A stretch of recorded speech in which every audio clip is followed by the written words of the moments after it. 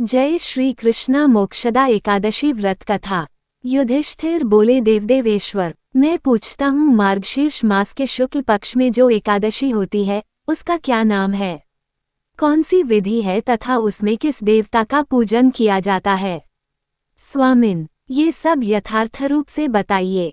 श्री कृष्ण ने कहा, नृपश्रेष्ठ, मार्गशीर्ष मास के कृष्ण पक्ष में उत्पत्ति नाम की एकादशी होती है, जिसका वर्णन मैंने तुम्हारे समक्ष कर दिया है। अब शुक्ल पक्ष की एकादशी का वर्णन करूंगा, जिसके श्रवण मात्रा से वाजपेय यज्ञ का फल मिलता है। उसका नाम है मोक्षा एकादशी, जो सब पापों का अपहरण करने वाली है। राजन, उस दिन यत्र पूर्वक तुलसी की मंजरी तथा धूप दीपादि से भगवान दामोदर का पूजन करना चाहिए। पूर्वोक्त विधि से ही दशमी और एकादशी के नियम का पालन करना उचित है। मोक्षा एकादशी बड़े बड़े पातकों का नाश करने वाली है। उस दिन रात्रि में मेरी प्रसन्नता के लिए नृत्य, गीत और स्तुति के द्वारा जागरण करना चाहिए। जिसके पितर पापवश नीच योनि में पड़े हो, वे इसका पुण्य दान करने से मोक्ष को प्राप्त होते हैं। इसमें तनिक भी संदेह नहीं है। पूर्वकाल की बात है, वैष्णवों से विभूषित परम रमणीय चंपक नगर में वैखानस नामक राजा रहते थे। वे अपनी प्रजा का पुत्र की भांति पालन करते थे। इस प्रकार राज्य करते हुए राजा ने एक दिन रात को स्वप्न में अपने पितरों को नीच योनि में पड़ा हुआ देखा। उन सबको इस अवस्था में देखकर राजा के मन में बड़ा विस्मय हुआ और प्रातःकाल ब्राह्मणों से उन्होंने उस स्वप्न का सारा हाल कह सुनाया।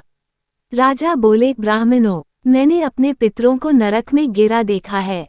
वे बारंबार रोते हुए मुझसे कह रहे थे कि तुम हमारे तनुज हो, इसलिए इस नरक समुद्र से हम लोगों का उद्धार करो। द्विजवरों, इस रूप में मुझे पितरों के दर्शन हुए हैं। इससे मुझे चैन नहीं मिलता। क्या करूं, कहाँ जाऊं? मेरा हृदय रुंधा जा रहा है। द्विजोत्तमो, वह व्रत, वह तप और वह योग, जिससे मेरे पूर्वज तत्काल नरक से छुटकारा पा जाएं, बताने की कृपा करें। मुझ बलवान एवं साहसी पुत्र के जीते जी मेरे माता पिता घोर नरक में पड़े हुए हैं। अतः ऐसे पुत्र से क्या लाभ है? ब्राह्मण बोले, राजन, यहाँ से निकट ही पर्वत मुनि का महान आश्रम है।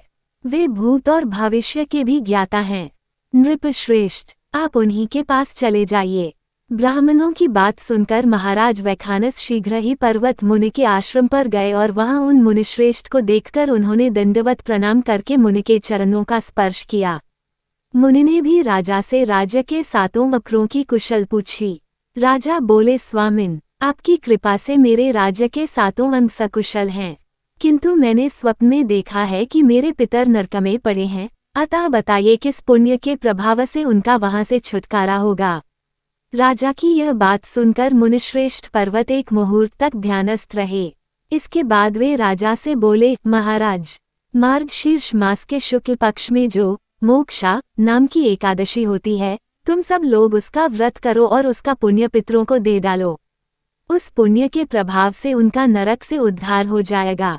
भगवान श्री कृष्ण कहते हैं, युधिष्ठिर, मुनि की यह बात सुनकर राजा पुनः अपने घर लौट आए। जब उत्तम मार्गशीर्ष मास आया, तब राजा वैखानस ने मुनि के कथनानुसार मोक्षा एकादशी का व्रत करके उसका पुण्य समस्त पितरों सहित पिता को दे दिया। धन्यवाद। अगर आपको ये कथा पसंद आई हो तो चैनल को लाइक और सब्सक्राइब अवश्य करें। जय श्री कृष्णा।